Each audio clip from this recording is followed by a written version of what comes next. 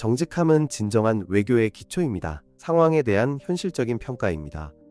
그러면 그 현실적인 평가를 갖게 되면 갑자기 그것을 프랑스의 관점, 독일의 관점, 그리스의 관점, 영국의 관점 또는 다른 국가적 관점에서 보느냐는 정말로 중요하지 않다는 것이 분명해지기 시작합니다.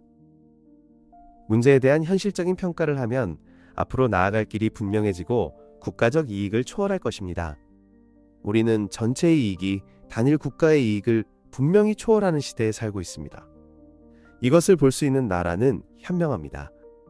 그리고 실제로 유럽에는 이것을 볼 수 있는 나라가 있지만 유럽연합 회원국 모두가 그런 것은 아닙니다. 논의되어야 할 질문은 이러한 국가들, 좁은 국가적 이익에 너무 집중되어 전체적인 이익을 볼 수 없는 국가들, 이 국가들이 정말로 유럽연합에 남아있거나 회원국이 될 자격이 있는지 여부입니다.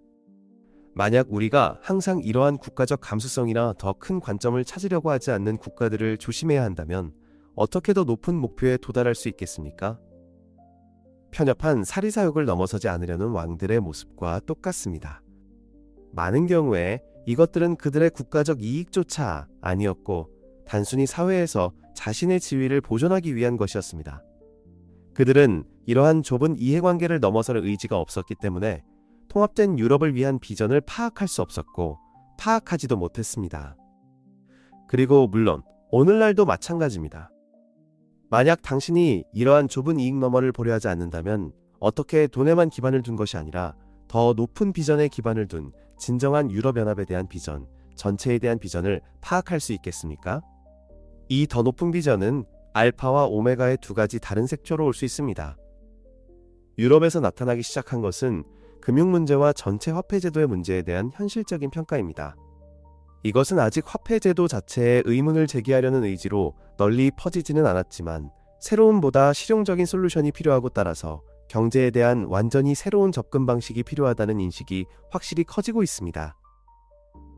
이것은 물질층에서 경험한 것을 통해 무엇이 효과가 있고 무엇이 효과가 없는지 점차적으로 알기 시작하는 오메가 측면입니다.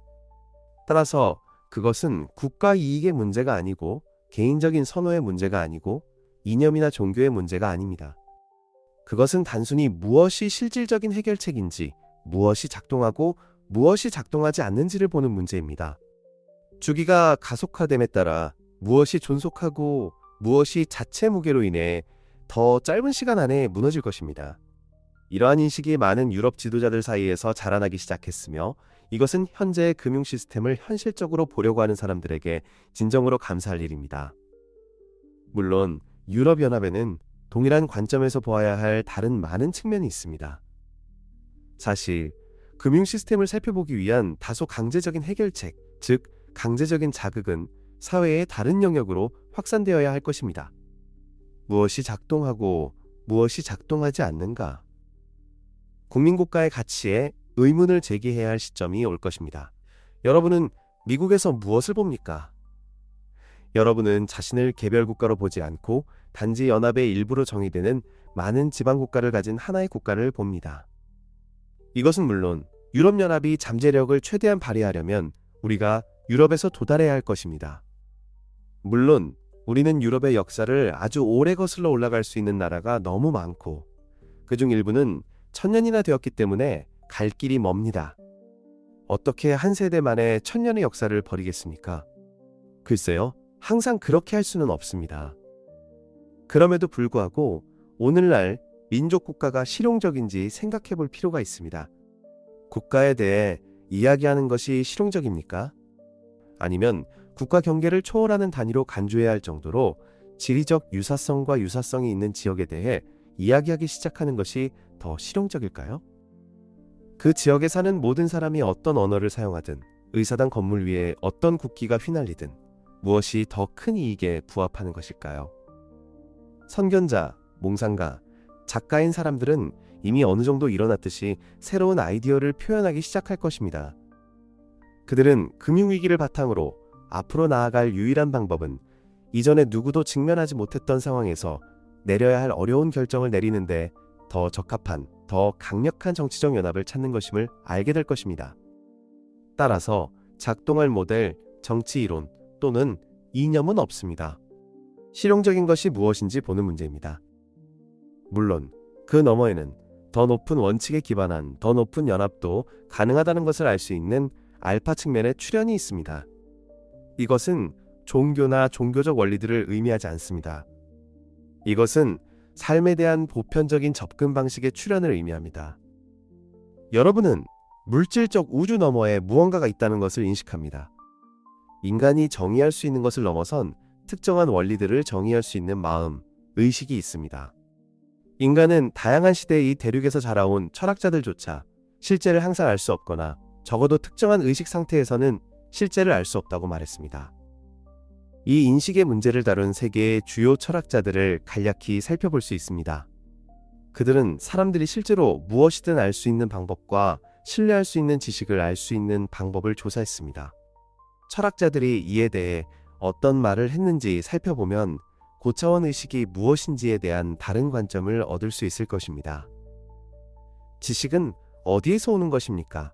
이 세상에서만 오는 것일까요? 아니면 고차원 의식의 영역에서 오는 것일까요? 만약 더 높은 영역에서 오는 것이 아니라면 우리는 인간의 마음이 본질적으로 주관적이기 때문에 인간의 마음이 알 수 있는 것에는 한계가 있다는 것을 인정해야 합니다. 만약 우리가 객관적인 지식을 찾고 싶다면 우리는 인간의 수준을 넘어서야 합니다. 우리가 어떻게 하면 그렇게 할 수 있을까요? 글쎄요, 우리는 초월해야 할 무언가가 있다는 것을, 인간의 의식과 인간의 수준을 넘어서는 무언가가 있다는 것을 인식해야만 그렇게 할 수 있습니다. 이 문제를 지적으로 다룬 철학자들이 있으며 그들의 언어와 추론이 다소 모호할 때도 있지만 인식하는 사람들이 파악할 수 있는 범위를 넘어서는 것은 아닙니다. 실제로 모든 계층의 사람들과 함께 일하기 위해 고차원 의식의 문을 열어놓은 철학자들이 있습니다.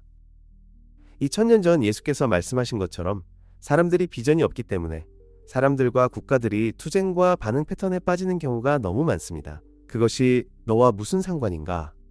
너는 나를 따르라. 이것은 꼭 종교적 또는 영적인 인식일 필요는 없습니다. 유럽 국가들은 그것을 깨달을 수 있습니다. 우리에게는 어떤 국가가 되고 싶은지, 어떤 국가가 될 수 있는지에 대한 비전이 있습니다. 우리에게는 목표가 있습니다. 우리는 그 목표를 향해 나아가고 있으며 어떤 것도 우리를 그 목표에서 벗어나게 할 수 없습니다.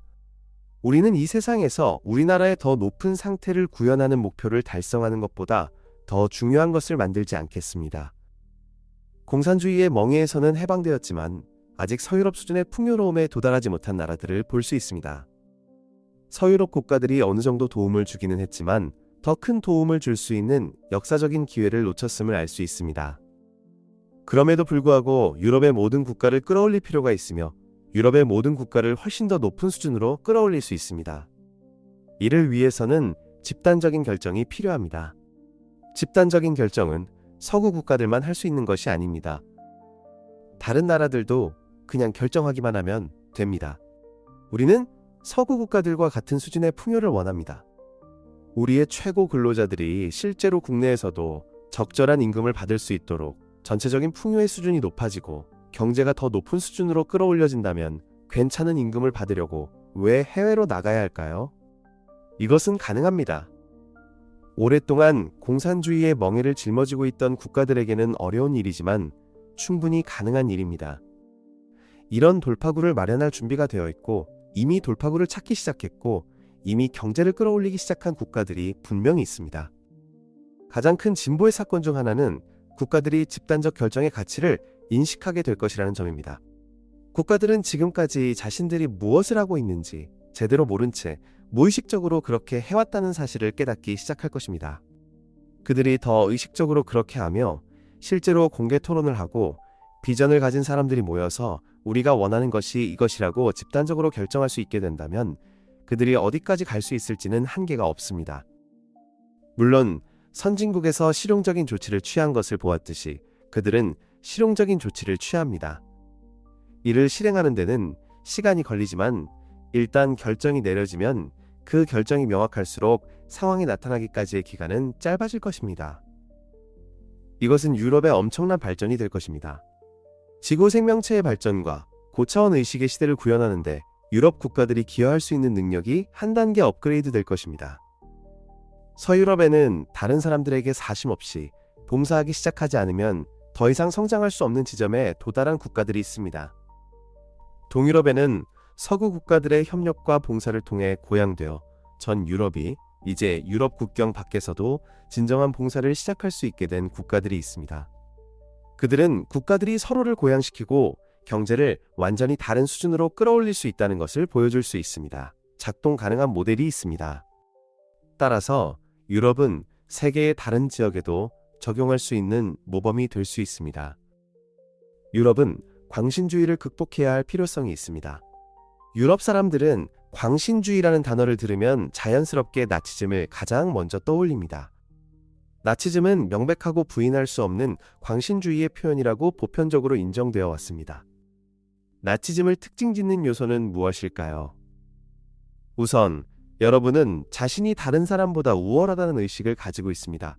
여러분은 우월한 사람들의 집단입니다. 여러분의 특성 때문에 여러분은 이 행성에서 무슨 일이 일어나야 하는지 더 잘 알고 있습니다. 광신적인 사고방식에 빠져 있으면 자신이 모든 다른 사람보다 더 현명하고 더 잘 알고 현실을 잘 안다고 생각합니다. 여러분은 자신의 비전, 이념, 종교 혹은 자신이 품고 있는 모든 것이 사물을 보는 뛰어난 방식이고 유일하게 진정한 방식이라고 생각합니다. 이런 사고방식을 가지고 있을 때 여러분은 정말 현명할까요? 만약 여러분이 자신과 다른 사람들에 비해 우월하다고 생각한다면 자신이 사람들을 차별하는 차이에 집중하는 의식 상태에 있다는 것을 증명하는 것이 아닐까요? 여러분은 진정한 실제, 즉 모든 생명의 근본적인 하나됨을 보지 못하고 있다는 것을 입증하고 있습니다. 실제를 보지 못하는데 여러분이 어떻게 현명할 수 있을까요? 어떻게 지혜가 더 뛰어날 수 있을까요? 여러분의 이념이 어떤 사람을 다른 사람보다 우월하다고 명확히 정의하고 있다면 어떻게 그 이념이 궁극적인 진리가 될 수 있을까요? 물론 광신주의의 또 다른 특징은 자신의 이념, 세계관이 이상적으로 일어나야 할 일과 그 이상의 위협이 되는 것을 정의한다고 믿는 것입니다. 게다가 특별한 사람인 자신은 이상적인 상황을 구현하기 위해 일하고 있고 다른 사람들, 특히 특정한 집단의 다른 사람들은 이에 반해서 일하고 있다고 구별합니다. 다시 말하지만 근본적인 실제는 모든 생명, 모든 인간이 동일한 근원에서 나왔고 모두 의식으로 연결되어 있다는 것인데 이것이 우월한 지혜가 될 수 있을까요? 광신의 또 다른 특징은 다른 사람들이 자신의 세계관을 따르도록 강요하는 것은 권리일 뿐만 아니라 심지어 의무라고 느낍니다. 힘을 사용해서, 어쩌면 치명적인 힘을 사용해서 이렇게 해도 여러분의 세계관을 지구에서 지배적인 세계관, 심지어 유일한 세계관으로 확립할 필요가 있기 때문에 그것이 정당화된다고 느낍니다. 다시 말하지만 모든 인간이 의식으로 연결되어 있다는 것을 깨달으면 이것이 우월한 지혜가 될 수 있을까요? 다른 사람에게 무력을 사용하는 것은 여러분 자신에게 영향을 미치는 것입니다. 자신에게 영향을 미치지 않고는 폭력과 무력을 사용할 수 없습니다. 게다가 이 행성의 목적이 자유의지를 펼치는 것임을 보지 못합니다. 다른 사람의 자유의지를 강요할 때 여러분은 먼저 자신의 자유의지를 강요한 셈인데 자신의 자유의지를 광신적인 세계관 배후의 시스템에 굴복했기 때문입니다.